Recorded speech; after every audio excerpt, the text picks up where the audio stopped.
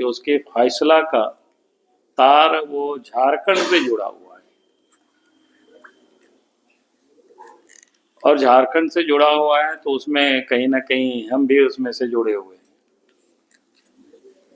आप सबके जानकारी में है कि जब 2012 में राज्यसभा का चुनाव हो रहा था, और उस राज्यसभा के चुनाव में जो खरीद फरोख्त की दुकानें जो खुल गई थी, फिर हमने उस वक्त इलेक्शन कमीशन को लिखित में हमने शिकायत दर्ज की थी, और उसके बाद इलेक्शन कमीशन सक्रिय हुए।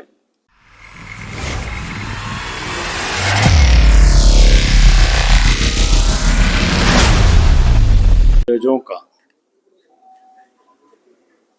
जिसको हेड कर रहे थे चीफ जस्टिस, यानी संविधान पीठ ने जो जजमेंट दिया है, फैसला दिया है, सुनाया है,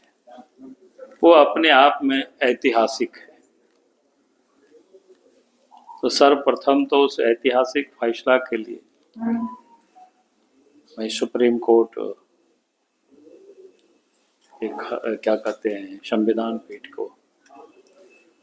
उस फैसला का मैं स्वागत करता हूं, क्योंकि आज मैंने इसलिए आप सब लोगों को यहाँ बुलाया कि उसके फैसला का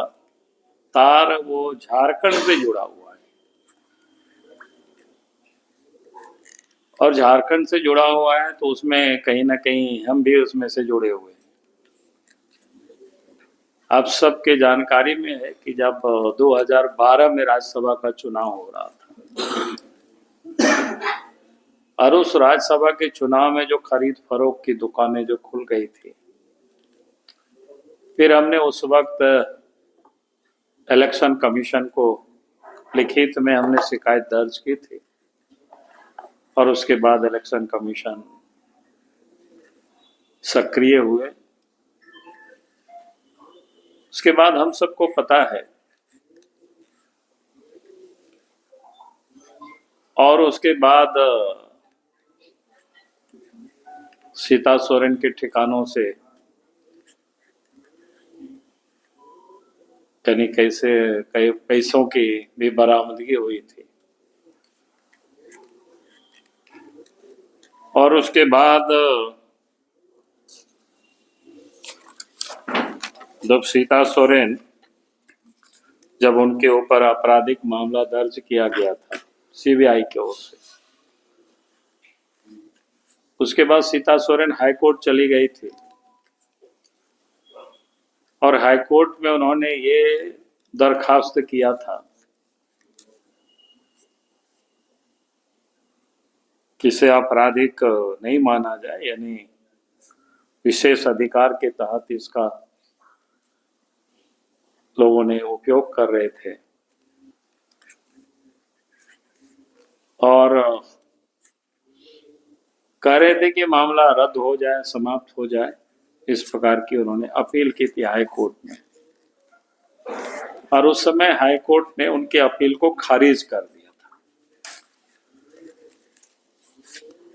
और खारिज करने के बाद सीता सोरेन सुप्रीम कोर्ट चली गई, और सुप्रीम कोर्ट में भी उन्होंने यही प्रे किया था कि 1998 में एक जजमेंट आया था, वो भी उन्हीं परिवार से संबंधित होता था, उनके ससुर जी का मामला था, शिबू सोरेन जी का, वो ऋषिवाद कांड 1993 की घटना, नरसिंहा राव सरकार को बचाने में जो पैसे का जो खेल हुआ था, तो वो केस जब चला था तो 1998 में उस केस में सुप्रीम कोर्ट में ही था, और सुप्रीम कोर्ट ने ही ये कहा था कि चूंकि लेन देन बाहर में हुआ है, वोट्स अंदर में हुआ है, और इसलिए इसको उन्होंने निरस्त कर दिया था उस वक्त। तो उसी को उन्होंने नाजिर बना करके उसी केस को उसका लाभ मिलना चाहिए, और उसके बाद सुप्रीम कोर्ट के संविधान पीठ गठित हुई। 7 जजों की बेंच ने आज सर्वसम्मत से फैसला दे दिया भाई कोई भी अपराध करेगा, चाहे वो नोट के बदले वोट के लिए वोट देता हो, या फिर लोकसभा या विधानसभा में क्वेश्चन के लिए भी पैसा लेता हो, या पैसा लेकर के क्वेश्चन करता, पकड़े जाएंगे तो उसको कोई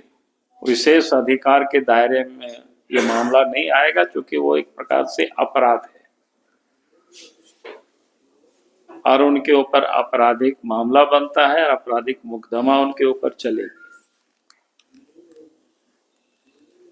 और सीता सोरेन के मामला में भी वही हुआ। अब जजमेंट आ गया, और मैंने इसलिए इस बात को यहां मैं कह रहा हूं, क्योंकि मैं बार बार कहता हूं कि भाई शिबू सोरेन जो परिवार है वो पैसे और परिवार के लिए ही ये लोग राजनीति करते हैं। और कई एक मामले तो आप देखे होंगे कि पिछले दिन